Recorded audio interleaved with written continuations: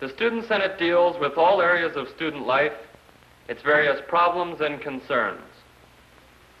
Meeting every 2 weeks, the Student Senate deliberates and acts on items of business presented by the student body, and acting as the voice of the student body, presents these items for enactment by the proper authority, usually a student, administrative, or faculty group.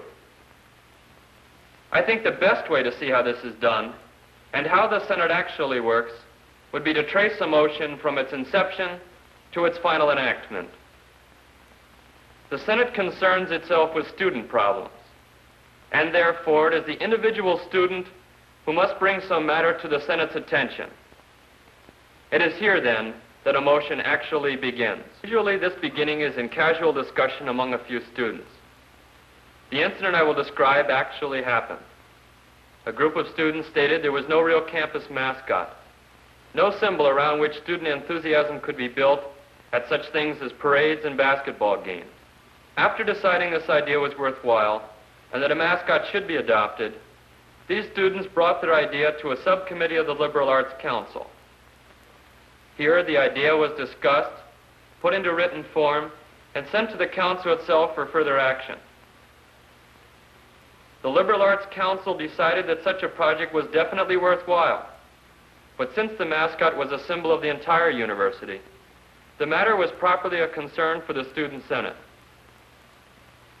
Often the council itself can act on a matter of business brought up by students and committee members without any further action necessary. But in this particular case, they felt that the Student Senate should decide.